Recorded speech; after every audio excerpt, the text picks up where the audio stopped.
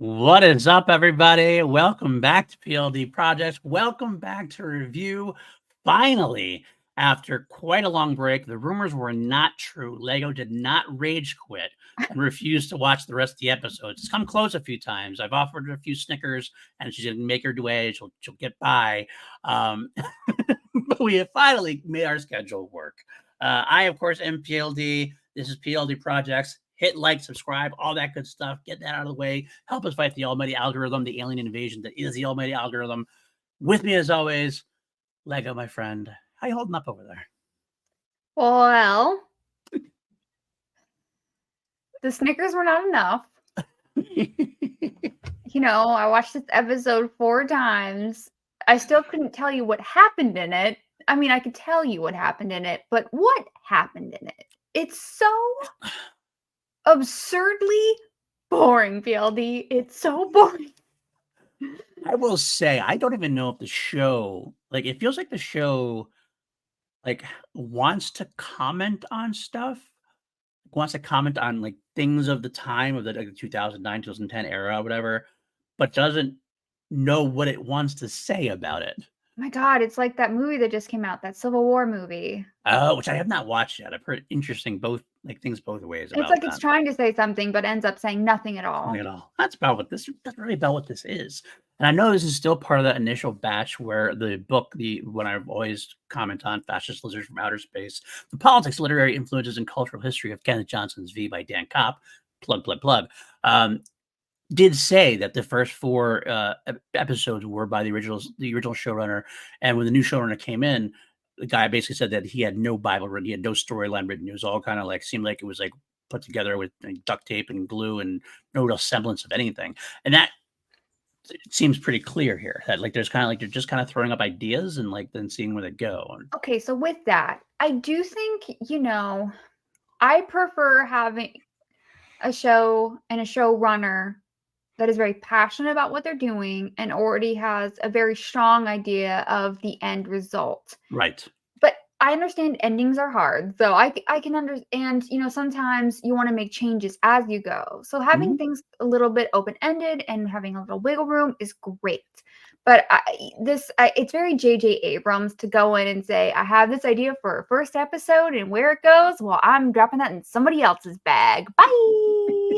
Hey, he's good at what he does, and that's what he does. As it were. But I do think, you can get kind of open the door to creativity by maybe not having all of those ideas answered.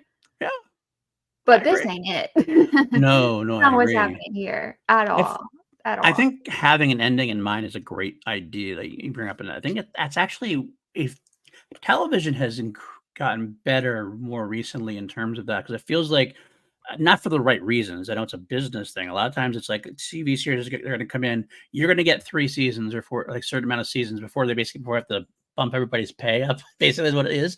So they have an idea to get those first 3 seasons, but that does give you that time frame. Okay, I had 3 seasons to tell my story. This is what I can do. Now, if it really gets good, they might give you 4 or 5 or 6, but that means they start with an end game usually in mind. And having a limited goal of 3 seasons, and it's usually now, instead of being a season of 20 to 23 episodes or whatever, it's now a season of 8 to 10 episodes, a little more compact, a little more streamlined.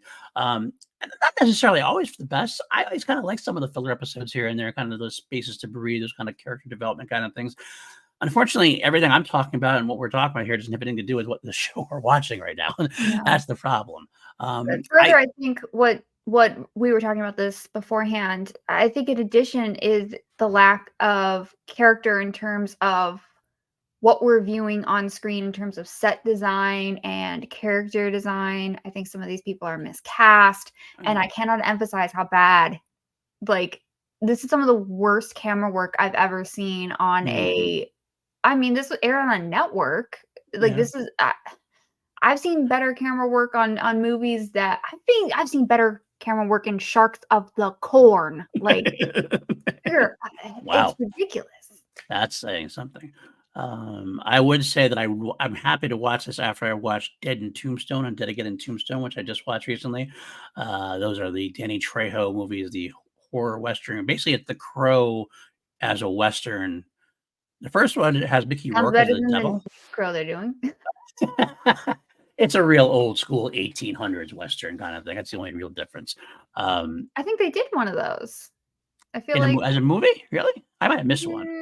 maybe not. I think there might have been a comic that way. There might have been a comic book that was done that way, potentially. This does sound right. It's also I've Dennis only Ray, seen what you do. 4 Crow movies. I couldn't even That might be all of them. I don't even know. I gotta tell you, it's amazing how far they fell because I love The Crow so much. The original Crow movie was one of my favorite movies of the 90s. It's still up Same. there. Loved it, watched it obsessively. It's the one movie I have seen the most in theaters, I think, in of all. Oh, wow. Part of that was a little bit of a bit I had going because I kind of like knew I was starting to watch it a lot of movies. Like, well, how many times can I see this in the theater? But I enjoyed it every time, so I didn't mind. So it's one of those kind of I've things. done that with 2001: A Space Odyssey. Oh, that's a much longer film to do it with too. So good on you. But also a good film as well. But I remember really not liking the sequel a lot. Oh, I love City of I Angels. hated it. I think it has partially made me who I am as a person. Like, that is how Really. integral that movie was to me in my youth. I have to admit, I want to go back some point, and I probably will. I want to go back and watch it at some point with new eyes because it came in. It was such like a different take for me at the time. I don't know what it was about it. I don't know what I was expecting. Man, I knew Brandon Lee had passed already, so it was obviously was going to be a new version of Well, the yeah, because character. he died before the Right. first one came out. Right. But for whatever reason, I just did not like it. But it's one of Oh, those things where I think I could like it on second viewing. Like sometimes you watch a movie and if you're not in the right mindset or in a different mindset, you kind of go away going, ah. Then you watch it again, you're like, oh, I see what I was missing. I go in like a little more open-minded about it, maybe.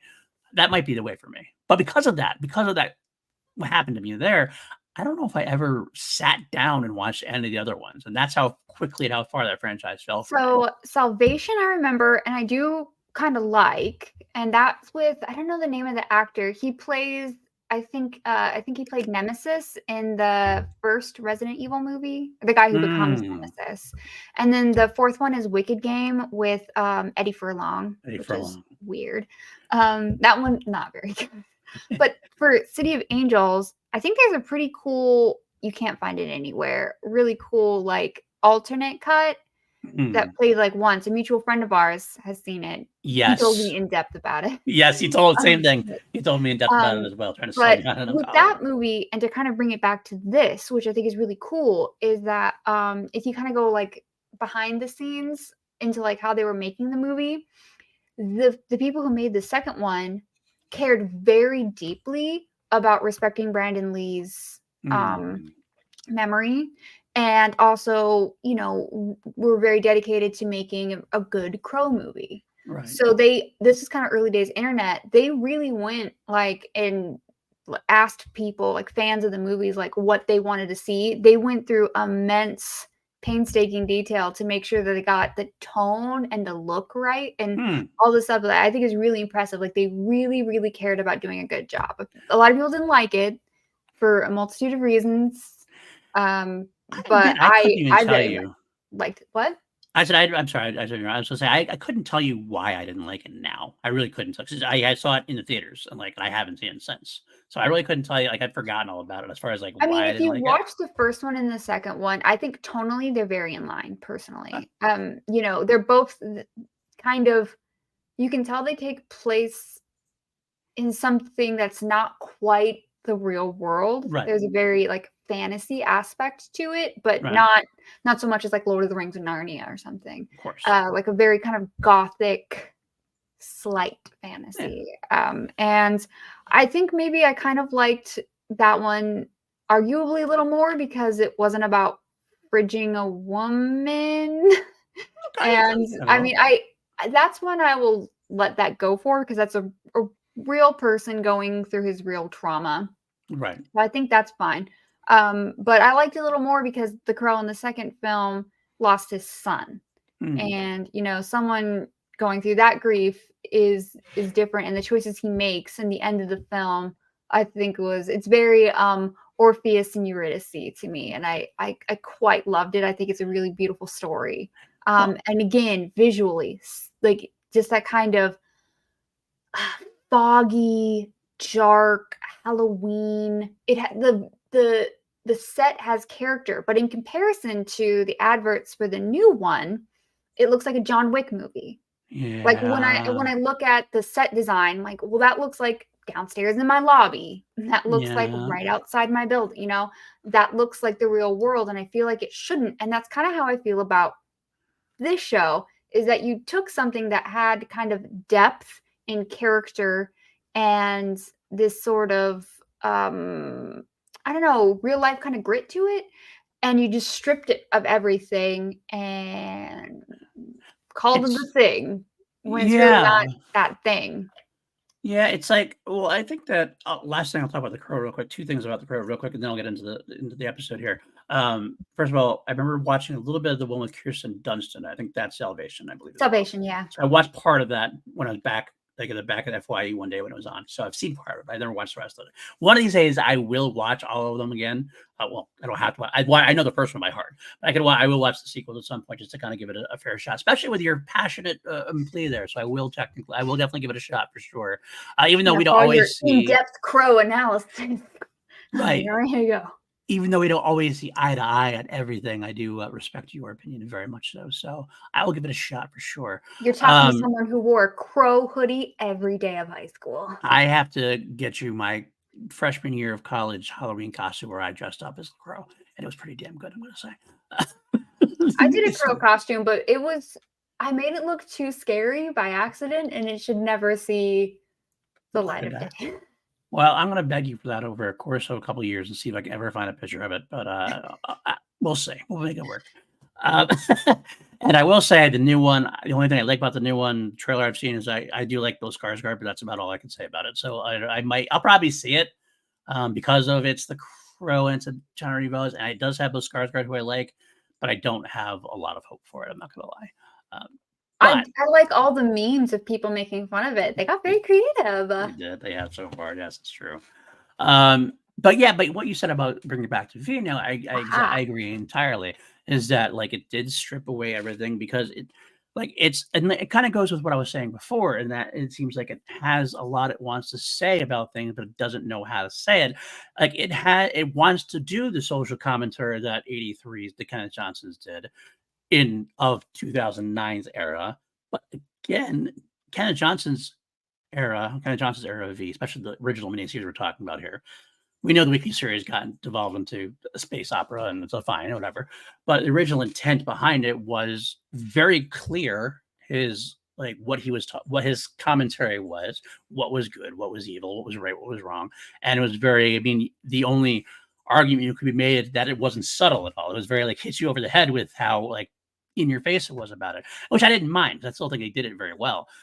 This one doesn't. There's a couple of things in here I noted that kind of okay, I know what this is trying to comment on, but I couldn't really tell you whether they are saying it's a good thing, saying it's a bad thing, or what are they saying about it.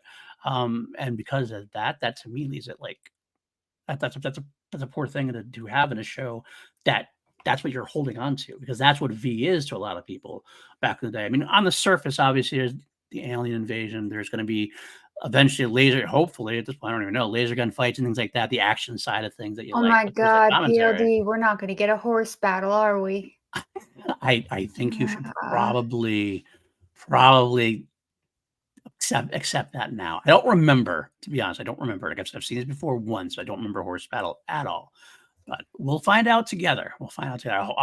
I'll virtually hold your Wait, hand through I this. just realized something very important to my soul. What's that? They set this in New York, didn't they? Yeah. Instead of LA. And I just realized that, and I'm very angry about it. Why does that anger you, curiously? Because LA, okay, so I am from Los Angeles, Right. so here's Okay, the that's thing fair. about LA. It's Southern California, which is a lot cooler landscapes than New York, especially if they're centering in New York proper. Can you go to the mountains? Are they nearby mountains? Can you go to the desert? Is there a nearby desert? And if there is, tell me, because I do live pretty close to New York, and I will go to the freaking desert because it's already cold here. I'm so Desert, angry no. about it. Desert, no. I don't think desert. They have, hills. They have, okay, there's cool architecture in New York, but You have beach. Like, there's so many interesting places. There are nearby farms. Like, there's so much more variety of landscape and visuals you can have other than stark cold buildings, which in my mind is all New York is. Well, they're New York And maybe City. I'm That's New basing York it on DC. City, but you can. It's not very far away to start. When you start going upstate New York, there's a lot of that type of stuff in there. Not deserts, but there's definitely farmland and there's definitely kinds of stuff out there. You could get.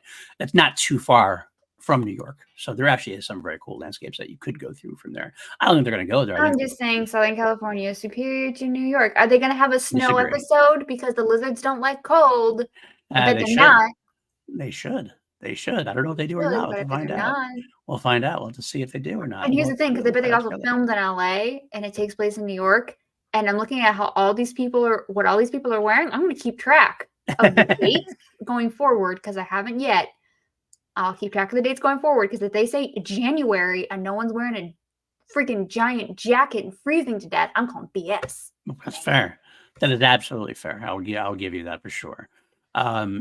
But the last overall thing that related to the initial topic of discussion we're having also that I want to also throw this hat in the ring, so to speak, is it also I feel like this show is one that was on the crust. There's a very big CGI kind of like development going on during this time, like in the 2000s. You know, we obviously had like Lord of the Rings did a big work with Gollum and things like that, and green screens and everything else.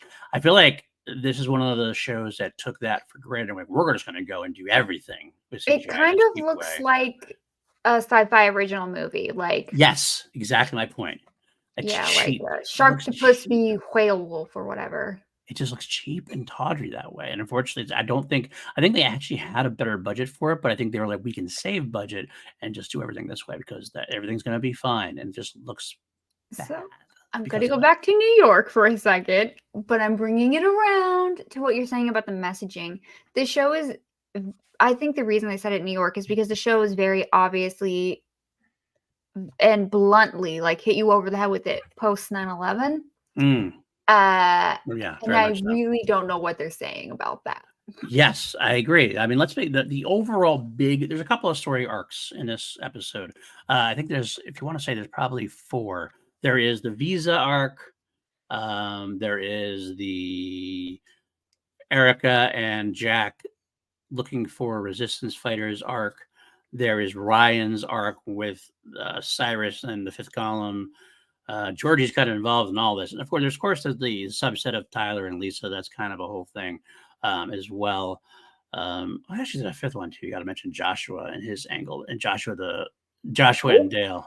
You don't remember him either. He is the Martin of the show in a way. So I kind of like him. The separate characters. He's like the 5th columnist on the mothership, the nurse guy or whatever. Okay, I got you. The medic guy. Yes, the medic guy. Yeah. But again, a lot of them, like the biggest one, of course, and there's also, there's actually 7. That's a problem. We have an hour show and like 7 or 8 arcs going on because you also have the widow of the pilot arc, the Mary Faulkner pilot arc. So there's like a lot of shit going on. They're trying to do too much with little. But I think the overall one, if you had to like pick it, was the main topic was the visas idea. And so it looks like they're trying to comment on like documented versus undocumented immigration and things of that nature. That's what it feels like I'm trying to say. But I don't know, again, what he says, I don't know what they're saying about it. The aliens needed visas to go around the country. I mean, like, do they? Is this a real thing? Like, can you imagine like the aliens are going to get down, you're going to get visas to go around? Like, it just seems like it's a weird choice to make. I mean, probably realistically, it's oddly bureaucratic. It's a very, exactly, not a great thing for a show to center an episode on. Like, it's almost like one of those things they should have a background thing. Like, you just heard about the background kind of thing. Instead, they're making a bigger deal about it. And I don't know, just kind of like, this is what you're arguing. This is what we're arguing right now. We have not had any real fight. The original show is Nazi lizards from space. Right. And this show, I don't want to finish this sentence, but it's, I guess we're supposed to be equating these lizards to a 2009 situation. Yeah, so absolutely. But I feel like that's by comparing them to like immigrants, though, is very strange. Yeah, it's almost like reverse of what the first episode of the first view was going to be going for. It's almost like more of a right wing kind of angle. Maybe it's like And it does come across that way at times. I'm definitely not going to lie on that. I don't believe this is this is the last time either. There's a couple of storylines I was kind of like, interesting way you're going to go about tackling fascism by going the other route. But okay, let's see where you're going. Specifically, just going through the rest of that, it's probably easier to handle this by the arcs themselves than if you have anything after, we'll say what we go through. Sure. So Anna has the big news, and we know that Chad has basically been instrumental about making this happen. And we have the moment where Chad is again kind of like questioning what he's doing. He feels like he's still the whole time. He's like on it. I like the character of Chad, but he feels like he's got to like shit it off the pot sometime soon. It feels like every episode already, we're already 3 episodes in, and it's like, I'm going to help to further my career. But am I doing the right thing? I don't know. And it's like, okay, you can do that for a little while, but it's almost like I'm sorry to bring like Friends, but like Ross and Rachel's like, just do it or don't do it. Like, figure it out what you're going to do. At this point, you can Yeah, only kind of string this along. I'm gonna pull a Randall here and say, should I get off the pot? Yeah, 100%. It's at this point, like, you can only, it's good for a couple episodes, I guess, but like it's already feeling But it seemed like he'd already made up his mind. Right. And then he backtracks. And now we're back to square one. I'm like, wait, what? So it's like we're making no progress here. And this is part of that. I think this is again part of the idea of what we're talking about when you come in without anything in mind. It's like, well, I don't really want to make Chad's decision now. So where's Chad now? He's still got to be in between until we get to an episode where he isn't. He's just going to keep 2 steps forward, 2 steps back. And it becomes irritating. I like the idea of him, of where he is, because he could definitely decide to play both sides. If he was going to do that better, there's better ways he can commit to that. But he feels like he's like too smart to be fooled by the visitors, and he seems to be fooled by the visitors sometimes, and all of a sudden he's not, and he started doubting it. I don't know. I'm not a fan of what they're doing with him yet so far. It is a lack of consistency for sure. But I will say I do appreciate how we do have a character that we're following in the news business, and we're seeing a lot of news kind of throughout the show. There will be people watching news reports, the news will be on, a banner will be at the bottom, which I don't think in the 80s they had started having banners at the bottom of the screen yet on the news. I believe you're right. I lived through the 80s, but it's been a long time. All kind of blends over. So. Definitely by 2009 they had that. And so, for instance, you can see things that maybe they're not talking about, but the banner will run, and you can see that, like, for instance, one time it said that the president's spokesperson denies further cuts to healthcare, and that's something that at a previous scene we had multiple people talking about. So it is kind of laying groundwork that is very consistent. So I will say that I think is done very well, but that's really kind of the only compliment I could give that. Yeah, I get that. But I'm happy to hear you give any compliment. Chad is in the news. I just wish he had, like you're saying, a more consistent character. And basically a story, because the story arc is just basically the same kind of thing. Like, it feels like if we didn't, and I don't know better because I can't remember, but like, it's like, okay, so basically his character is going to be, he has a choice to help Anna with something, but it's going to be morally gray, and he's going to do it and use it to like further his own career, but then he's going to feel bad about it maybe, and then rinse and repeat. And it's like kind of like, how long can you make that work? I don't know. I don't know. As far as the visas themselves go, okay, that's fine, I guess. I mean, I get, sure. Now they can. I don't know what was stopping them from freely going around the country before. Nothing. Meanwhile, I have in all caps, I don't understand the visa thing.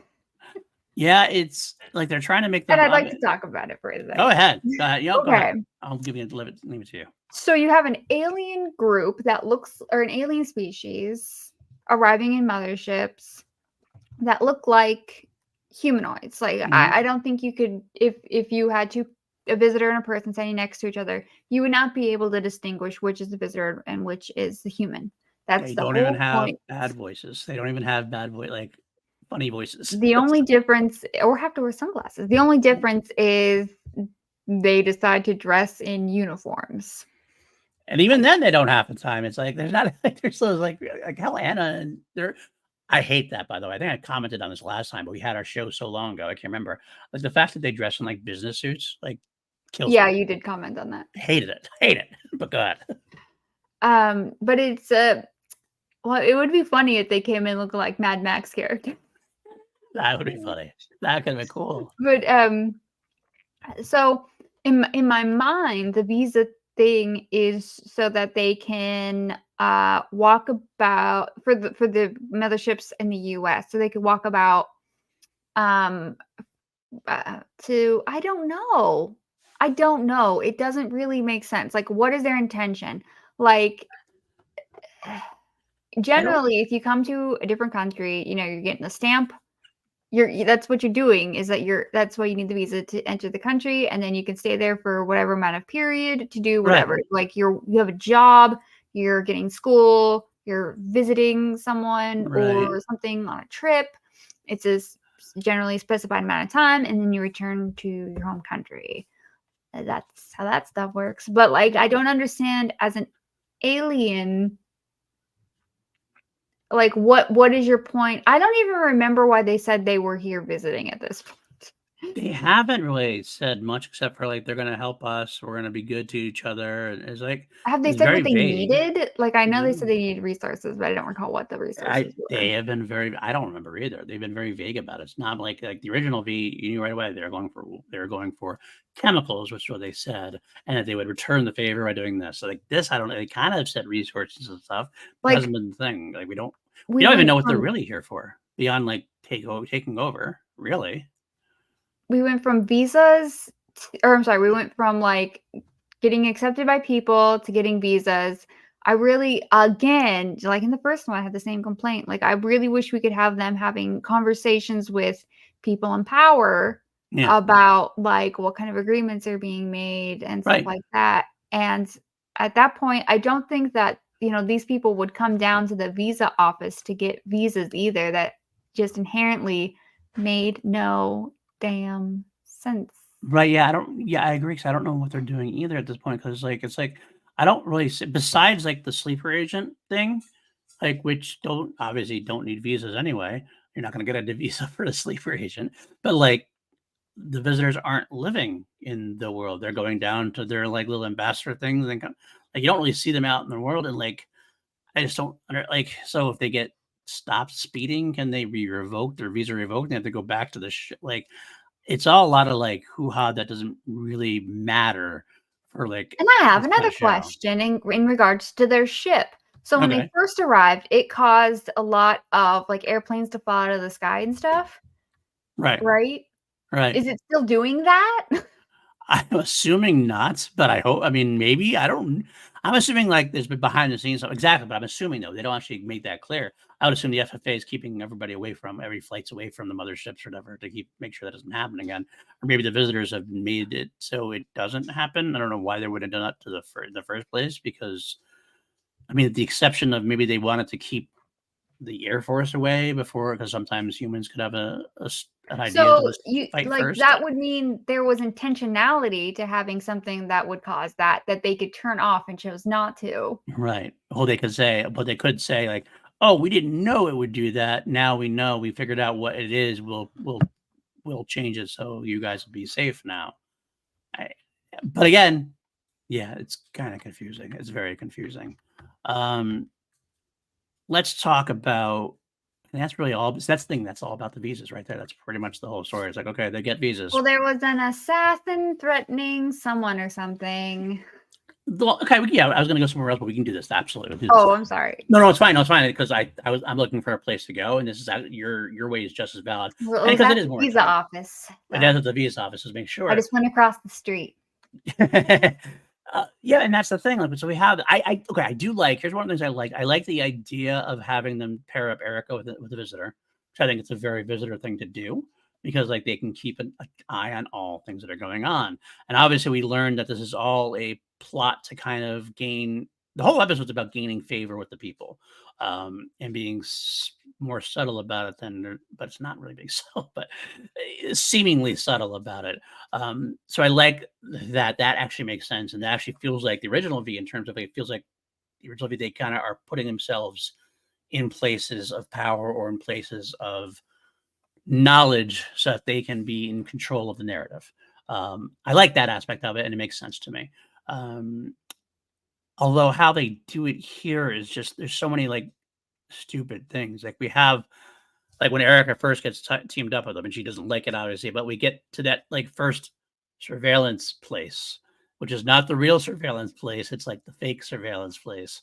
Like that's okay, I guess, in a way, because she's doing her FBI type thing. She's doing her okay. You gotta look for this person, this the technical babble, the typical. This is what you're looking for in the terrorist kind of thing. But then, like later on in the episode, she sneaks away somehow and finds the real surveillance thing. But like she actually sees into the surveillance thing while she's hanging around with the guy. Like they're so like not even hiding this. Like because the visitor goes up there, presses his hand to the door opens, and you could see right into that there's this old, like obviously far more technologically advanced surveillance thing going on. And it's so easily visible. Like they don't keep that hidden somewhere. That's not on the mothership or something. Like, why is that down there? Or why isn't it at least in a place where like behind closed doors that no one can absolutely see in when somebody just happens to walk in. And she gets in so easily. And that was my next point. Ridiculous. She but this is where I got there. This is where I had this is where I had the question about the bathroom thing. This is why. So when she's in this room, which is ridiculous, like for that to be the thing, the way that it looks, there'd have to be some kind of projector putting all these screens up. And it's clear that the visitors on their uniforms have cameras over these little like badges where like the breast pocket would be. Right. And I don't know if all visitors have them. Like, how many visitors are there? Are we only looking at the screens or like the footage for, the visitors from our mothership? Like, because how many screens were there? How many visitors are there? You know what I mean? Like, why would you have that many screens going at once? Wouldn't you have them localized to the area? And why would you have yours, which is hanging on the door, still on instead of dropping that out for one that is in use? Right. And then anyway, so she figures out where the cameras are. But that made me wonder, like, so do these visitors, are their jackets just like always filming them? Yeah, I think they're kind of like Big Brother-esque in a way, I think. And do they know? That's or do a good only question. Like higher officers know? I just That's have a good many question. follow-up questions. I mean, obviously, because we don't ever deal much with the visitor troops. All of our visitors are either Anna, her Stephen, which is Marcus. I wrote that down. Marcus, Joshua, who's higher ranked, but on the mothership. Lisa, who this is the episode where we find out that Lisa is. How old is she supposed daughter. to be? I have follow-ups on that too. It's a good question. I don't know. I don't know if the aliens are older. I mean, as far as we know, Anna could be 500 years old. We don't really know how their age is. I mean, she's presenting as a a kid, like a late teen. I think, like, I look at Lisa, I think she's supposed to be like 18, 19, somewhere, because Tyler is still in school. And I think they're supposed to be like similarly age range. That's why she's going with him. Why are we bringing children with us? Visitors, why are we bringing children? Well, maybe it's only Anna's daughter because she's special. That's a good question. No, I don't know. I don't know. But, generally, I feel like the U.S. doesn't necessarily ally itself with entities that utilize child soldiers. I think we got a rule about that somewhere on the books. Probably. Probably. You're not wrong. But yeah, it's a lot of weird things going on there in ways that I feel like could have been handled a lot better. I don't mind the surveillance aspect of it. I like the surveillance aspect of it. It makes sense, and because it goes along with everything I'm saying, they want to place themselves because knowledge really is power. They're always using their knowledge and their advanced ways to get knowledge in order to integrate themselves more into a place of power over the humans there. But it just feels like it's done and shown stupidly. Stupidly in a way that it doesn't make sense, especially because Erica's supposed to be smart. She feels like she's supposed to be smart, but like yet she decides, I'm just going to go try this doorknob and see what happens. I'm going to go in there, and she's just lucky that no one's in there, like I said. And it's like I don't. Well, she's not very good at pretending to not hate them. Like, if I'm Marcus, I'm like, okay, this woman obviously is suspect. She's going on the list. 100%, 100%. It's just, and I think that's us. I think that's partly why I agree with you that I think that Elizabeth Mitchell, who I love, I do like her a lot, but I think she was miscast here because she always Elizabeth Mitchell always seems like she's suspicious of somebody, even when she's like friendly. She always had a she has this look of like, I don't know what it is about her, that there's something she's always thinking. She always feel like she feel like she's always thinking about something, whether it's like suspicion or whether it's like just trying to figure something out. It's not somebody who goes along well with faking her allegiances, so to speak, in a way.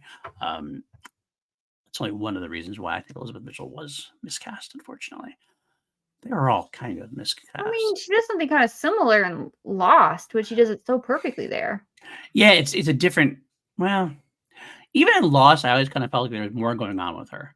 That's what I always felt like with her, and that's okay when you don't know what's going on with her. When the audience knows what's going on with her more, like more intently, like we know what Erica's misgivings are, so it comes clean to the audience. I think is I something gotcha. different. You know what I mean? Yeah. It's a slightly different viewpoint on it. It works the other way. It does not work as well here. Um, okay, is there anything else about that event? Obviously she tackles the guy and she's doing her best to ingratiate herself a little bit, like to kind of like pretend like she's doing her best to make it seem like she's on their side. Are you sure? Because to me, it was kind of obvious that she just she doesn't like visitors. It's just so obvious. Right, that's what I mean in this way, but like it comes off like the show wants you to believe that she's buying time this way. Like that's what it feels like the story is trying to tell you, even if she's not. If that makes sense. I don't know. I could be wrong. Maybe it's they know better, but the other part of the Anna section I wanted to talk about was that Mary Faulkner sequence, because that's another thing that was kind of drawn from real life. But again, I don't know I don't know if I have commentary on it, because I don't. It's drawing back to obviously that time in the Bush presidency when there was I forget the widow's name, or the mother's name. I mean, the mother who had a child die, and then she like protested and went on George Bush's like property, or was demanding an audience with George Bush, and it became this like big thing for a little bit. And it feels like that's I have no idea. Yeah, I can't remember exactly. It was like, I don't know what the name of it was. They actually mentioned it in the fascist book, and it kind of brought me up. There it is. Here it is. It says that Mary Faulkner's play mirrors that of real-life peace activist Cindy Sheehan, who began protesting America's post-9/11 war effort after her son Casey was killed in Iraq, and she drew national attention in 2005 when she joined hundreds of anti-war protesters to camp outside of Bush's ranch in Texas, demanding an audience with the commander-in-chief. I don't know if Bush ever commented on it. I want to say he commented on it once, but they didn't really go in. I don't think they ever met, or if they did meet, it was behind the scenes. I don't remember that part of history. I just kind of vaguely remember the headlines at the time. They kind of used that as this whole thing. All of a sudden, it's funny you mentioned that. I think you actually asked about what happened to the pilot there. And this is the widow of the pilot. So I was like, oh, I actually remember going, oh, you'll find out a little bit about it, not much, but. The idea being that, once again, we have these anti-visitor protesters. I'm trying to refuse to call them V's because I still don't like that. The anti-visitor protesters. And I like Anna being like, okay, I need to deal with this because I can tell if this is like a flashpoint. This is someone who they can get behind. I need to deal with her specifically. And I like the fact that the idea is they go to her and win her over. I even like that they just like, get me her file and that kind of stuff. And like, I think it's a smart play. I just don't know how. Didn't they replace her? I don't believe they did. Did I? I watched this 4 times. Did I fuck up? I don't believe they replaced her. I'm pretty sure they replaced her. She's a visitor. That's a problem. That's a problem. We don't know this. Like in the original V, absolutely. They would have converted her. They would have just put a conversion chamber and done it kind of thing. I almost feel like, because like all we see is that like she meets with her. They have a conversation. See, I don't think this is why I don't think they replace her, because Anna has that scene, which I actually think is kind of cool, where she's practicing emotion because she doesn't have emotion. So she doesn't have it's deep-seated emotion. So she starts practicing her dialogue and how to say it and how to convey actual emotion. I don't think you do that if you're just going to replace them. You would just. No, I thought that was for the news. That was for her as well. Well, no, it's definitely for her, because I remember it started saying something. Because I think one of the lines of dialogue was, I can't fathom what you're going through, or blah, blah, blah, blah, blah, or whatever it was. But here's the thing. If that's the case, if they were just going to replace her, then they just would have had somebody nab her. I think you're overthinking it. I think we both are, but I don't know I have no idea which of us could 'Cause possibly be right. I would put my money on that they did not replace her, because if they're And just gonna replace her, if they would've that's the kidnapped case, her. they didn't replace her, They just then talked her her into it. speech at the end is the biggest pile of bullshit I've ever seen in my life. This woman's husband died, and you got her to turn around that fast. I'm real mad about it, if that's Yeah, the case. The only reason I was okay with it because 'cause I'm like, "Oh, they just replaced her." no, it's because Anna was trying to showcase how impressive and how, good she is at turning things around.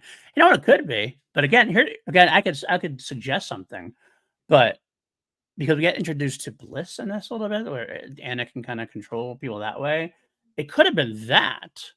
Anna coulda maybe that's partially what happened. Like, and that would make sense too if Anna just got to her and was able to influence her and connect her with the Bliss like she does with the visitors. Maybe, and that would be like their conversion process, and that would make sense too. But that's the problem is we have watched it. You watched the episode 4 times. I watched the episode twice, and neither of us are sure what happened, I don't right? know, I was trying to see if maybe the Google machine could tell me. Yeah, if you find out, let me know. But I don't love it. I don't love it at all. And I like the idea behind it. Again, what happens with a lot of this time for the show, a lot of science fiction shows, I like the idea behind it.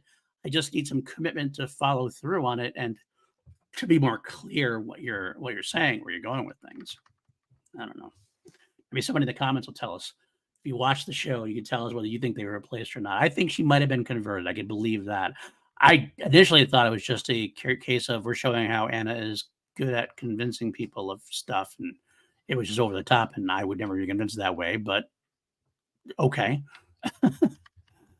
um, but while you're looking for that, I'll continue down another line of thought, different thing. Now, let's talk about the one I want to get out of the way at this point. Uh, This will be a quick talk. You can actually you probably don't have anything to say about it because you'll hate it. I'm sure you hated it. Tyler and Lisa. Tyler and Lisa. That whole storyline is just I I I don't get it. We learn that Hannah has Lisa placed basically, but we don't know why she's placing her with him. Because let's say it's because what you said, that it was obvious that she doesn't like the visitors, and Marcus notes it and says, "We need to keep an eye on her, so let's put Lisa on her."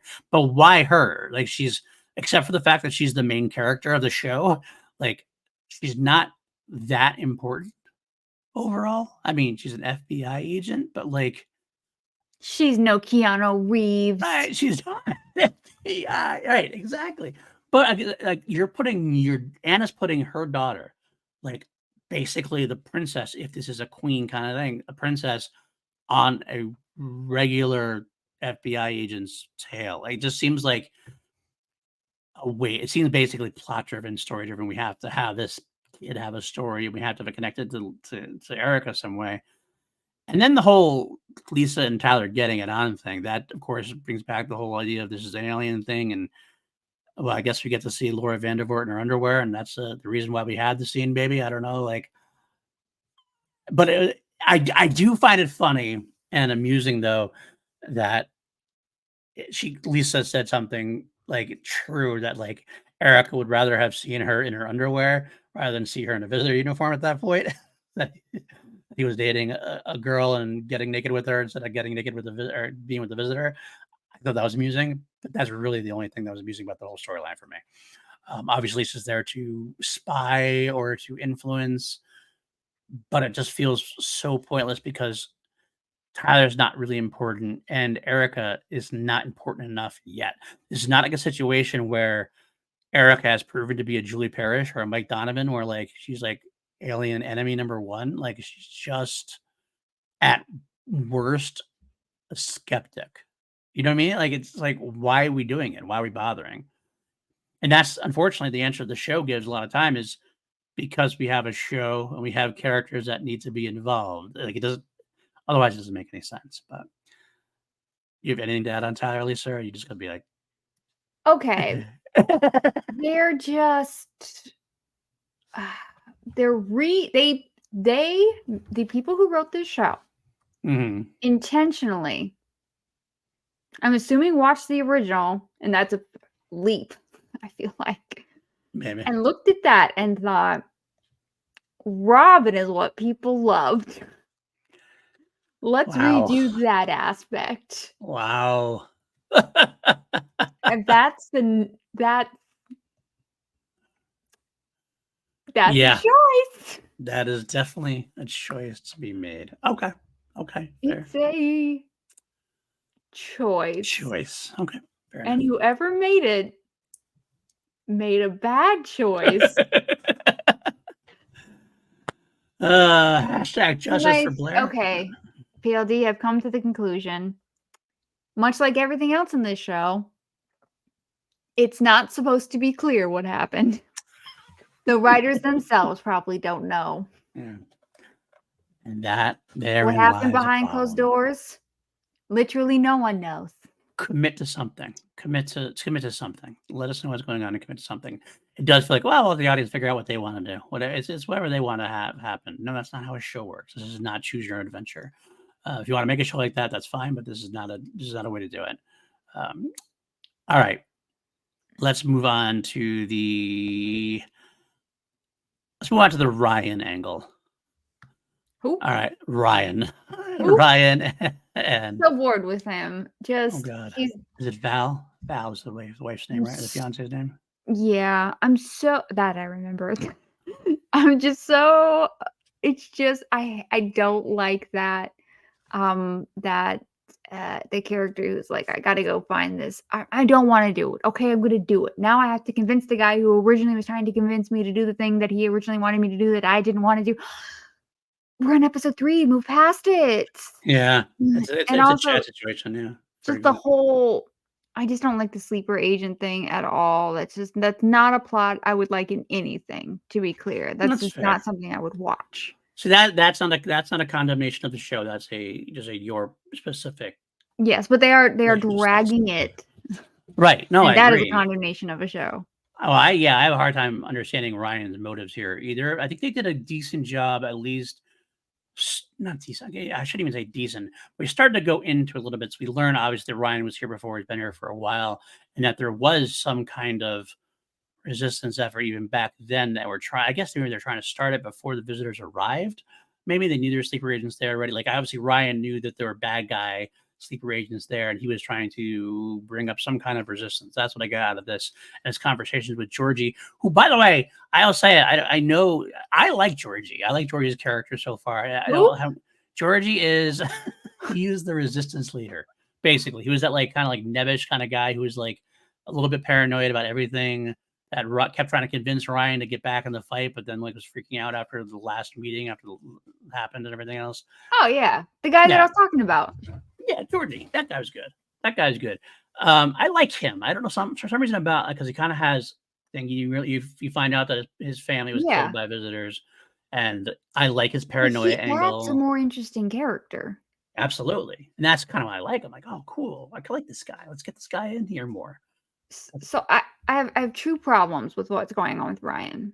Okay, The first, to go back to the sleeper cell thing, when the visitors landed, would they not have kept track of their sleeper? Like, they would know, like, how many are there, what's going on with them. The sleeper people would have sent some right. sort of intel back to them. That's, I assume, why they're there. You would think.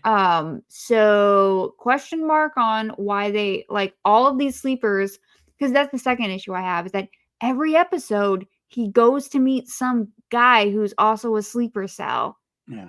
and they also seem to have not have made any contact with the visitors since Right. they've returned. And it's like, first of all, he can't meet a new visitor he hasn't seen for years every single episode. It's already old. It's already You're not old. wrong. You're not And wrong. secondly, how have they not how are all of them also like out of contact with their people? Like, that fundamentally doesn't make sense. Well, the thing I got from this, and again, they're not very clear about it, but it almost feels like there was a big battle at some point. So I kind of feel like there was a case where sleeper agents decided they liked their life, they liked living among the humans, and they all banded together. And I think they were taken out by the regular sleeper agents, the guys who were there. I'm betting that there's like a sleeper agent that's in charge of the sleeper agents kind of thing, like a kind of an Earth-based visitor who wasn't there before the ships came, and it was just more of a subtle war that we just don't know about because it was done behind the scenes, yada yada I yada. feel like you're using kind of a little bit too strong language. Like, I'm imagining, like, let's say there's 100 came. How did they hide that? Oh, I won't bother asking questions they don't even know themselves. But they somehow managed to get here, keep a low profile, integrate into human life. Sure, sure, sure. Do they age? No, not gonna ask questions. We're just gonna keep on moving on. Um, and so I'm assuming they're kind of all over the world, but would probably have someone who's kind of in charge. And I guess at some point they just like some of them dipped out, but some of them wouldn't have. It would. Yeah, no, I get it. I get it. Mm, it's It's dumb. very vague. It's very vague. I think there's It's ways you can make it dumb. work. There are ways you can make it work. You obviously are very predisposed to not liking the idea anyway. Obviously, we know this now of you, and it's not Okay, in saying my defense, though, I can appreciate good writing versus. okay, that's fair. What I'm saying right now, it's vague, and sometimes this is a thing where to me it was okay enough to be vague so far. There's a lot of other things they shouldn't have been vague about, but 3 episodes in, we're just starting to learn about like, we just learned about visitors. That's a lot to deal with. Now we're learning about the sleeper cell stuff that happened before. Now we're learning about, like, that they're good guy sleeper cells. I think it's okay to be vague about this. What's not okay is that I don't think we get very far into it, and that's the problem. But again, I don't remember, so like, that's future rant from PLD potentially. But as of I'm trying to watch this as I'm coming. At this point, I feel that it's okay to be vague about it. Like, I don't love the idea of Ryan meeting a new visitor every week too. I get that. That's kind of old and everything else. But it's kind of getting their own band back together again. But only getting dips and pieces of, okay, well, Ryan and Georgie had worked together before. There was obviously some kind of thing that they basically wiped out their resistance, where Georgie was only just now starting to try to get things back together. And Ryan was like not wanting to be involved at first, but now he kind of is. That whole thing is harsh too. Like, I think he needs to either be like in or out, and he kind of like, okay, you're in, then be in. I like the introduction of the John May myth. It gives something to like, again, that's another thing that's supposed to be, it's Mm, supposed to be good. I think it's good. It's a good vague for that. It's like, okay, there's something about John May. I don't know who his character is. It means something to the fifth column. It means something to the visitors. Obviously, later on, Marcus sees it and it kind of like annoys them or whatever. It bothers them. Again, at this time, I like it. I'm not going to say I like it forever. I Um, already don't like it. and that's fine. That's fine. What I don't like though is the Cyrus character, because we are led to believe we get this great like hero qualifier, we call that, and sometimes like basically it's a character who's saying this guy is badass, this guy is amazing, this guy will kill everybody. They're saying he is the worst, the worst. He's the butcher of this, blah blah blah blah blah blah. And then we meet him. The guy's like this scrawny little guy that like is just not intimidating at all. Just like I expected somebody like, I don't know. I don't know what I expected, but I expected some badass, like I had Tyler type character. That's what I expect this Cyrus to be. And he's like this like nebbish little, I don't even know. So like I hate that. And then we find out that he's betraying them because he wants to be reconnected. So it's like, this is your badass and he's gonna betray you. Like, are you trying to say that the visitors are so powerful that even the most strongest badass will be defeated easily by them and want to be reconnected into bliss or whatever it is they're reconnecting into at that point? Maybe, but it just comes off as like you built up this character and then you give me this character. I, it's just not really. It doesn't really work for me. It's nice that you felt he was built up. Built up a little bit, enough to be like, because they said so many times like how much of a badass he was and how what he did. What he did, he was butchering all his visitors. He left barely anybody alive. It was like he kind of came across like he was supposed to be like almost a Conan type of kind of guy in a way. See, now that I could get into. Yeah, so could I, absolutely. But then we get there and it's like, oh, it's that guy? That's Cyrus? Okay. All right, sure. And of course, Cyrus is killed. So we don't get any more of him. It's like, okay, we're Yeah, I done. feel like the show doesn't do a good job of matching visually what we're seeing with what was written down in the script. Yes, 100%. That's a casting issue to me too. I think that's a big casting issue for me. But I think that's pretty much. I can't remember now. You saw it 4 times. At the end, that's it. Pretty much, Ryan and Cyrus fight. Cyrus is killed, and Ryan escapes, and we have the John May lives graffitied on, obviously by Ryan. That's Mhm. all we got. Okay, so Yep. that's where we are with Ryan. And I'm so done. You're done with. I'm done with Val. Val is clueless, and like she's just dumb. I feel like she's like for being someone who's supposed to be so I don't smart even character remember wise. her in the episode, and I watched it 4 times. It's ridiculous. It's ridiculously dumb. She seems like she's supposed to be written as a smart character. Like they tell you she's smart. She's like a psychiatrist. I think she's a psychiatrist. She's supposed to be an intelligent, insightful kind of person, and she can't like. I don't know. I'm just done with her character already. I'm not gonna lie. All right. Anything else about Ryan, or are we good to move on with from him? Oh, I just Googled him. Oh, So now I know who he is. In Ryan case or John May. John May. Okay. Oh yeah, that's right. I remember who John May is. They're taking too long because I can see what episode this happens in. Mhm. That's why they filmed the show. And again, it's like I would love to have seen the show that started at episode 5 or so. That got at least the idea of what they wanted to do. This show is trying to be, like a thriller, Mm, I think, and it's doing a bad job yeah, it's trying to 'cause be a it's just slow making burn. me bored. It's like trying to be a slow burn and a thriller at the same time, and that just doesn't mix. Unfortunately, that's the problem. Um, all right, we got 2 other sections we'll talk about. I'm gonna talk about Jack last. Let's talk about Joshua. So we have Joshua. He is the medic, the 5th column medic. Yeah, I got you with Tudyk. Okay. Okay. Can I just explain this? Yeah, go ahead. It's dumb. Tudyk lived. He wakes up. He's got a wee bit of the amnesias. So they do some science magic alien stuff to help him regain his memories, only for him to remember who saw his true face, which obviously we already know because we were the audience and we saw it happen. Right. So then, boom, Joshua, as it would turn out, was a 5th columnist the whole time and kills Alan Tudyk again for the first time. So, What a waste of time. yeah, I mean, honestly speaking, first of all, we were both very upset when they killed Alan Tudyk to begin with, and then you bring him back, and then you just kill him again. Like, so it's like you're rubbing salt in the wound at that point. Not only that, I understand what they're going for. They were trying to go for the big reveal that Joshua's on our side because he's the first like We high just ranking met Joshua. We only just met him. And the way they reveal himself is like if that was the case, if Josh was a columnist, why does he bother going through the science thing at all?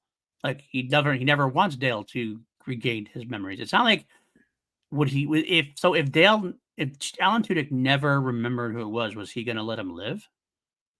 I don't think he would because But there's also, always a chance he what could does have. him knowing who saw his true face, how does that help Joshua? I guess it helps because now he has a potential person to contact to bring the resistance together, maybe? Dumb. Yeah, no, I agree. I honestly get that idea. The idea is like, okay, so Erica is someone now that I can perhaps contact. I think he's trying to build up people that he can contact that are on the outside or the inside that they can do a You column would think enough he would resistance. already know that there are sleeper cells. Right. Whatever. Maybe he Grumble, does. Maybe grumble, he does. grumble, But he's always looking grumble. for more. But either way, it just feels like it's You know who should be John May, who isn't? Joshua should be John May, but he isn't. I that don't would have been know. great. Yeah, if he This was like show just in. simply, I think the reason it doesn't work is because this show would hinge on the ability of the people making it to create tension, and they simply don't know how to do that. Yeah. Oh, that's absolutely agree. I mean, I think this was also a case, I think the show keeps trying to call back characters from the original in a way. Like we have the archetype type characters. They do it a little bit differently. Erica and Father Jack are kind of Julian Donovan in their own way. Um, Anna is obviously Diana. Marcus is obviously Steven. Um, it seems like Joshua is supposed to be Martin. That's what it feels like. He's supposed to be Martin. But it just first of all, it sucks What because a pale yeah. imitation of my Martin. He's not even Say that. About to say that too. Exactly. Frank Whisper, he's not. He's not. He's already not even the discount. You're not wrong. You're not wrong. I'm not sure. I guess Ryan is trying to be an original character to a degree, but I mean, isn't he supposed to be Willie? I guess, How like, I dare they? guess it's like a How combination. I think dare? I think Ryan's supposed to be a combination of Willie and Elias. I think, like, How dare? first of all, we need a black guy, and then we need to we need to have a makeup. We need a good guy. We need a visitor, a good guy. We'll just compare the two. I don't get it. I don't know. The original show was very diverse, and I feel Yeah, like watching this one, which was made 2 decades later, it just shows how diverse the original was. yeah, absolutely. I mean, yes. I mean, there's definitely some. I mean, yeah. I mean, even back then, the main characters were white and whatever, but they had a lot of more. They had Elias, they had Sancho, they had a bunch of other characters that were diverse And that made had up important moments. Tony. Yeah, Tony, Evan, Kim. Yeah, they all Well, had not just important that, but, moments. like, their lives were diverse as well. Their Yeah, perspectives were yeah. Sure, diverse. different classes as well. Yeah, classes, absolutely. Scientists, gardeners, like it's all definitely a mixed But here bag. it feels like it's trying to exist in a world where all those problems have been solved. By the way, in 2009, definitely not true, guys, sorry. Okay. So the last bit we have is Father Jack and Father Jack's arc with Erica and with Georgie. So we had Father opens up with the confessional, and I like Jack's character. I still like Jack's character a lot so Yeah, far in terms of things, Jack and Chad are the best. right? Because they kind of Maybe like they're shout out just to Brandon. questioning. Brandon, we knew you. We didn't know you well enough. He's still alive. Yeah, but is he? Is he really gonna be? I don't know. He set up the brat boy with the blonde alien girl. And now they're Clearly, he's together. important. And now they're together. So guess what? He ain't needed Oh, anymore. I feel like that. I don't know for sure. I don't remember him much after the first couple episodes. So apparently, little brat boy needed to see Be More Chill. he needed a wingman. And Brandon was a good wingman, I guess. He did his job. Did it too well. And did it too well. Now he's that dead kid from Night of the Creeps. That's right. I helped you get a girlfriend. Now I'm dead. I see how it goes. Oh God, I wish I was watching that. Same. Thrill me. Thrill me. Thrill me. He could have used Tom Atkins for sure. Now, Tom Atkins could have made this from a 2 into an 8. I firmly believe it. Mm-hmm. All right, so Jack gets opened up in his confessional, and I like the fact he's just a doubting priest at this point. I like the aspect of that. But he goes to Erica, and he starts helping Erica any way he can. And this always questioned me first. They basically just met not too long ago, and she's just going to leave him there with all these highly FBI like secret files in her house, like already. Like this whole show is about not trusting anybody, He's and a Catholic priest. He's totally trustworthy, PLD. I'm seeing what you're doing there. I'm picking what you're putting down. Said a sentence. I mean, Tyler did leave, I think, so maybe that's why I was okay. But but it just felt weird. Like you're gonna leave him there by himself already. I have a way worse joke, and I'm not making it, and I'm very proud of myself. Anyway. You'll say it for afterwards. I'm sure I would appreciate it. Jack does find Georgie's old house, and that's where Jack kind of finds George and pieces that together. I did like Jack and Georgie together. They had a good dynamic a little bit, I thought, in their combination. But that was pretty much Jack's whole story. Like, he basically just like, "I'm gonna find somebody, I'm gonna find somebody." I guess it's leading to what we needed to have happen because we have it happen at the end. We have basically the Avengers moment where we get our 4 Don't compare main. this to the Avengers, PLD. It's not really Don't Avengers compare this moment, but to the they're Avengers. their wannabe Avengers moment. It's like the idea is like They we're had their getting time together. our You 4 know what? I shouldn't characters. even quote the Beatles. They were some More of our Monkeys. characters met up for the first time. The characters, our base resistance characters, like outside of Joshua, I guess you would say. Is his Meets name really Georgie? Because I wrote George the whole time. Jack Jack called him George, and it was on the file as George, but he calls himself Georgie, and like that's his like what he calls himself, and what I think the woman calls him that too. Though I don't even know who that is, like his friend or his A landlord? landlord, maybe or something. Whoever that is, basically a not important character. And that's not even the Neighbor show's who fault, takes care of the cat? right? Exactly. He called himself Georgie, so because he corrects him, he actually corrects him. He's like, "Oh, it's Georgie or whatever," but which I guess is fine. That's a way they're trying to be. I think they're trying to inject character in a way. um, so, but you have the meeting. It's like the Erica and Jack, George and Ryan. It feels like, all right, so this should have happened before this at some point. We should have all gotten together. And I know it's only 3 episodes in, but by the end of the 3rd episode, we're just getting our first resistance meeting, kind of. And it's not even really a resistance meeting. I mean, we did have that one. I guess we did have that one at the beginning, but that was like precursor where the visitors attacked and killed everybody. So it wasn't really a resistance meeting, but this is the meeting of our 4 main characters. The storylines are finally overlapping. Finally, Ryan's storyline is going to interact with everybody else's, which is needed for Ryan's storyline for sure at this point. And then Eric and Jack has been invading Georgie. It's not a bad moment. It's kind of like it has this feeling of, all right, finally. All right, now let's see what's going to happen after this. Probably not much, but let's let's see where we're going now. Was there anything else about Jack's story that really did anything, or did we care? I mean, was there anything that went on with it? That was really it, right? It was just basically.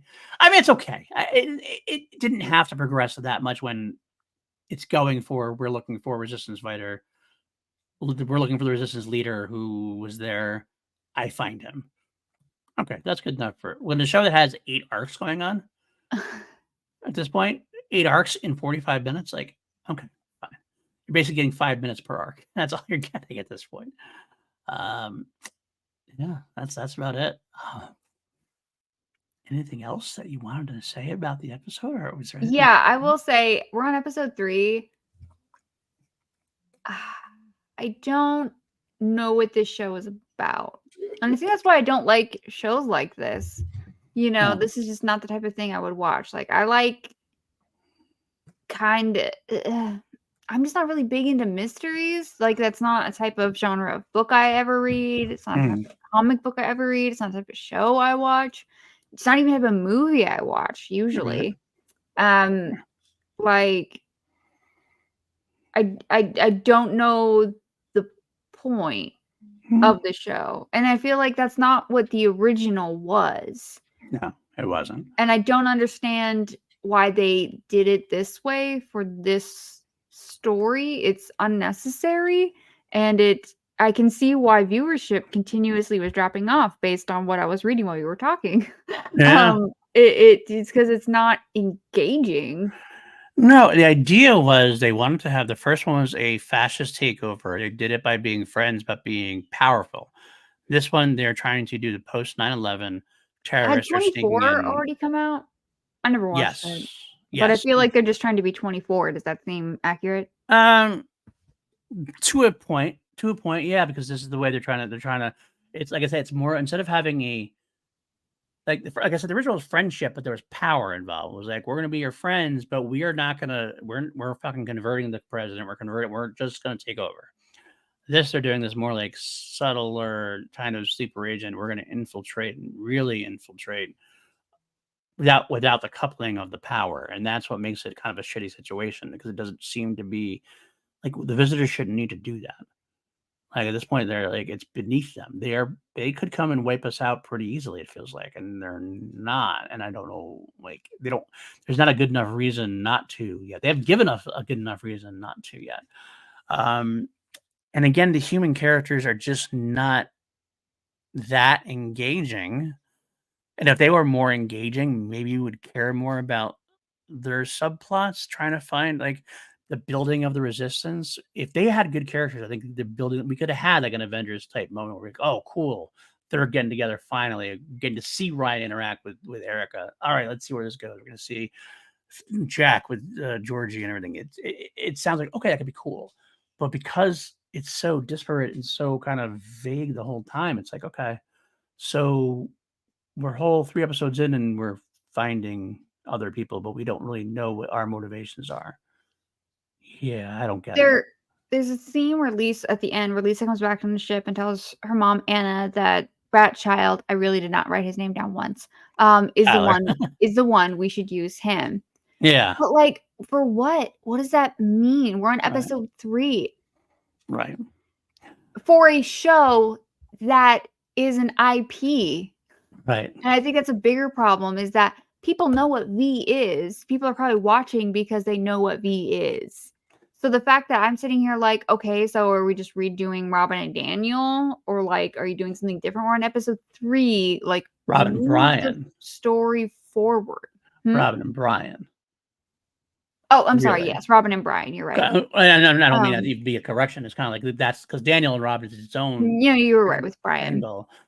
But it feels But like it, that's what it is, right? It feels like that yeah, because, like, we should do this because of Diana was always trying to get them to get Robin impregnated or whatever. Is that where they're trying to have Tyler impregnate her? Is that what, like, the idea is? Like, I which feel like is that's way weirder. yeah, It's way weirder. yeah, 'Cause now we're yeah, talking to yeah, it's way weirder. It's just way weirder. I'm not even gonna make that joke. It's actually legitimately gross if that's the yeah. case. I Um, and then, like, there's a scene where, Marcus is talking and the door closes, and that's when John May Lives was right. spray painted on it or painted on it, and Marcus says this, and it really bothered me, and he says, "There will be no peace." Like, how does that sentence make sense? Because that means that there was a chance at peace, but because John people are talking about John May, there will be no peace? Like, are you gonna eat people or not? I'm on episode 3. Are you gonna eat people or not? Yeah, I guess my interpretation of that, and I'll throw it out there just because we are making interpretations as part of our show. There'll be no peace because I think John May and the fifth columnist's idea was I think they were living among sleeper agents and they Mhm, decided, kind of like Willie and Martin, that maybe the visitors were doing the wrong thing. And so I think maybe they were trying to convince their I think John May probably tried to lead them into like convincing the graders that no, we shouldn't take these guys out. We should be peaceful with them. We should whatever. We should open up. I don't know, whatever. Basically, don't kill them. Be friends with them instead. And then they got slaughtered down for that idea. And I think Marcus is probably one of those guys who's like, yeah, fuck that. John May, fuck John May. We're not. There's no peace. We're not. These are our cattle kind of thing. But yeah, are they eating them? I don't know. We should know that by now too. We definitely should know that by now. And if they're not, I think that's a poor choice. Like, I feel like if you want to reimagine a show, I get that to a degree, but some of the things should stay similar enough that it's like it's recognizable to a degree. And this is somewhat not even recognizable absolutely. at points. Absolutely. I totally agree. It's not recognizable. I think when you're redoing a show, it's important to, 1, know why the original was successful or not successful, because sometimes redoing something that wasn't successful the first time can be even better. Yeah, And absolutely. 2, to understand the thematics, and especially when you're talking about a show that the original B was, that was integral to the show. And I feel like they fundamentally nope, won't go down that road. It's just sad that it's clear that this is kind of a hollow husk of what the Yeah, original is in every way, shape, or form. I I would agree. say this is creatively bankrupt, personally. At this point so far, yes, I will agree with you. I don't know. I remember when I watched both seasons back in the day, and I don't think I hated it as much as you do so far, and I don't think I don't hate it as much as you do so far. But I can't argue with what you're saying either. To be honest with you, there's definitely a lot to be that's left up to the viewer, and you can't leave things up to the viewer in this case. It's not that kind of show. It doesn't work that way. You got to make strong statements. You got to be commit to what your viewpoint is and commit to be what you're selling because otherwise it just becomes wishy-washy and no one gets what you're doing. And you get to this treading water, and that's what we're doing is we're basically treading water, waiting for, okay, so like the idea, like again, like the idea that visas were the topic of the episode. Like that's a topic of the episode. So it's like, okay, so what's next? It's gonna be, can visitors get bank loans? Can visitors like it's it's like these random, like real weird like interactions which we don't really, they feel like they, again, I think I said this before, but let's try to say it again in a better way. They just feel like there should be interactions that we don't, we may hear about. Sure, you could have had like a throwaway line about getting visas or something like that to interact, like that'd be okay. But to like, we're focusing on the wrong things at this point. We're focusing on these like little things when the big thing isn't even I mean, is our next episode gonna be them taking over the plants, right. like in the original? You would think that should be the way if that's what we're doing. But again, you and I both are like, I don't really remember why they came. Like we haven't really had much about that. We're dealing with all of these littler things, and I I don't know. It is flailing. It is definitely flailing at this point. I am curious because of what I read. I'm very curious to see if like episodes say I'm gonna give it like 6 or 7 if that doesn't start like picking up in a different way. Maybe trying something I different could already tell you the with name of focus. episode 7 and what happens. Oh, I don't wanna know then. Maybe I don't wanna know yet. I don't know. I guess it's not good. But is that the John May one potentially? Okay, that's a John May one. I thought that might be the case. I remember it was somewhere around there, but, it just seems like, so I do think that the guy who came in definitely had much more of a vision in mind. Whether he gets it across or not, I don't know. It feels like these 4 episodes really sank you into a level where it was hard. It was almost a big hole to climb out of, I think Oh, this already. is definitely a hole. Right, so I guess we're gonna find out together. We did get a whole season and a second season out of it, so I don't know. I guess we're gonna find out together. I think that's everything about this episode, unless you have anything further. Oh, wait, I just wanna read this one last note I wrote Sure, absolutely. Go ahead. about, the medic guy, Joshua? Yes, And Alan Joshua. Tudyk, I said, "Okay, we've jumped back to them. Okay, this subplot had better be going somewhere interesting. Don't waste my time, show. Don't waste my time, show." Well, and they wasted your time. And I feel like that is my overall review. Don't waste my time. You wasted my time. You wasted what it could have been a cool thing. I love, John Mayer, Colin sends its regards. That was a Alan great Tudyk line. coming back and I'm going like, Terminator on Erica would have been fucking awesome. yes, Why would you not have done yes, that? And I've yes. seen him do stuff like that in shows, and, like, Dirk Gently, he's good. I mean, obviously, Mhm. it's Alan Tudyk, but come on, show. You could have had like that could have been why Joshua connects with Erica. Joshua could have like tried to warn her somehow, like, and like they kind of connected that way. So yes, I know I'm a visitor, and that's how that could have been a Martin Donovan thing going on right there. You know what I'm saying? Could have been much. You could actually have redone that. Actually, Alan Tudyk could have grabbed Erica and brought her aboard the mothership, and Joshua could have freed her, like this like mirror of Martin getting Donovan out of the ship, and that's how they. It feels like a much more organic way to get them connected. If I remember correctly, like Joshua and the Resistance don't even really have any connection to each other. Basically, it's like just I don't know. I don't know. I can't believe it's episode 3, and I still don't know what they're here to eat, people. Ridiculous. Ridiculous. Well, that's gonna do it for this episode. Watch next week's episode and see if Lego, how many Snickers Lego needs to make it through episode 4. At least you only have to watch it once, probably, barring any scheduled complications. Hopefully, our scheduled complications are out of the way for a little while, anyway. Whole channel, by the way, it wasn't just our show. Like the whole channel went under big time scheduling issues. But hopefully, we're back. Hopefully, we're ready to go. Yeah, and we will see you next week here. But until then, where can the folks find you? You can find me at Lego Rants on YouTube. You can also find me on YouTube under the Unhinged Binge, where I'm also available on Spotify. And usually I talk about 80s horror movies. Sometimes I branch out, do other things, but just mostly, 80s horror movies. That's fair. That's fair. And it is a great channel. You should definitely give it a follow. I definitely do. I love it. I love it. Even if I didn't agree with you guys on, I didn't agree with, especially with Kurt on Friday the 13th, part 7, but that's okay. That's okay. I'll forgive him. I'll forgive him. You can find me on the same channel here, PLD Projects. got a lot of stuff going on. This review is every other week. I have my Queen podcast on the sister YouTube channel, all in the same audio. We have its own audio feed, though, where I'm going through the Queen songs one by one. This week, we're still on the game. By the time you hear this, I believe, I'm trying to look at my head, it'll be Don't Try Suicide from the game, 1980. Only Freddie Mercury could do a cheeky song about suicide. I don't know how he gets away with it, but he does. I've never heard that song before. It's a deep cut. It's a deep cut from the album. It's kind of a interesting track. There's some gospel feel in it at one point, which is kind of cool. It's not a very well liked song amongst the fan base, but I always thought it was overhated. That's all right. It's all good. I think his favorite line from that is something like, "Don't try suicide. All you'll do is get on my tits." That's what he says, and that's the big line. I'm kind of like, as a kid, was like, huh? Okay. I think it's more of a British way to phrase that. Probably.